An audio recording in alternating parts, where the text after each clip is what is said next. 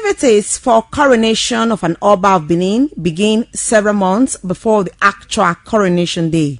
The several rites for the previous Oba must also be completed before the eventual crowning of the crown prince, known as the Edaiken Uselu, as the Oba of Benin. On the day of the coronation, Benin Kingdom is adorned with cultural colors as thousands of indigenous people march through the streets in a cultural procession, including various traditional sects, royalties, chiefs and noblemen, spiritual groups, administrative grades, age groups, warriors clouded in their unique regalias. Cultural troops across the breadth and length of Nigeria who are residents in Benin are not left off the outlandish rare celebration of the throne of Africa's prominent traditional institutions. Spectators hang out in the open to applaud as they hail the new Oba, who also is in a rare march towards the fulfillment of his destiny, the throne of his forefathers. There are two chiefs on both sides of the soon-to-be-crowned Oba of Benin who gently leads him along by his arms to the sacred site of the coronation.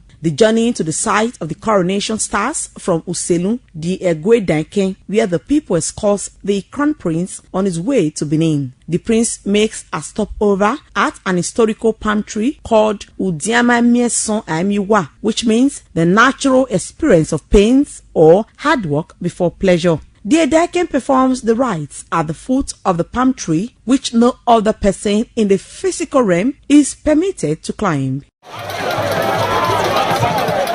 There is symbolic climbing of the palm trees here, known in Benin as Usama by Crown Prince during a coronation ceremony. It's a reflection of an event that played out around 1440 AD during the period of Oba Ewaye the Great, whose life as an heir apparent to the throne at that time was characterized by long suffering. He had to personally climb the palm tree to cut the fruit for living.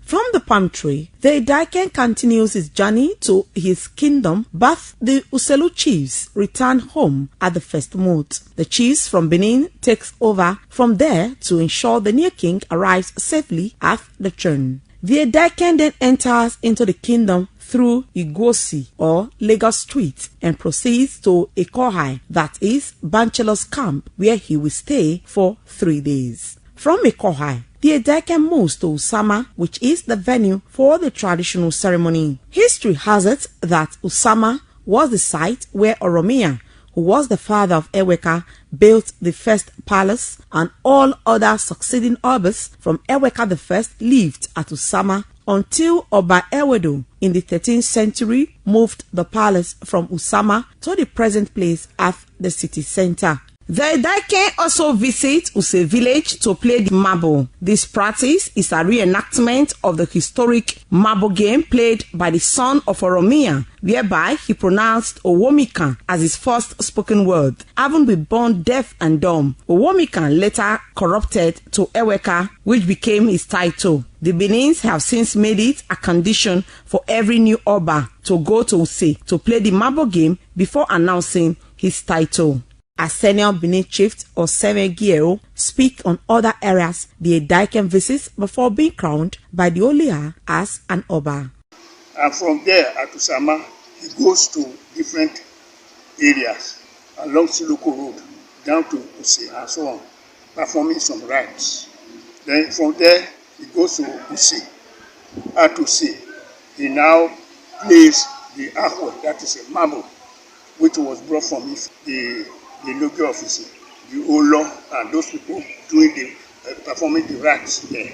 After choosing the lady, he comes back again to Usama, and getting back to Usama. In the night around 2 a.m., the person is now crowned. Himself and Ojame will fight, which they usually happen. The one that happened with Ewaye the second, Ojame did not participate. And there were about 5 or 6 of us like that. That is not, they did fight with Ojame. There is no doubt that the activities leading up to the coronation ceremony of an Oba of Benin is indeed colorful.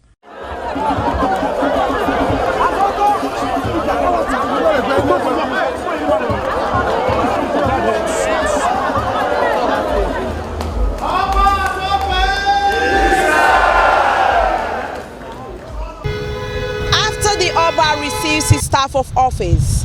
He moves into the palace. 7 days later, the Oba assembles his warriors and proceeds to Okpara for a mock battle.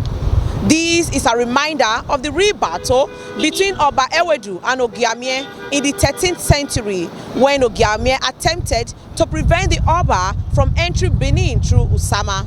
But by the treaty between the two, the Ogiamie surrendered his claim of land ownership to the Oba of Benin. And that is why the Beninese will say, Oba Ratokbe is say.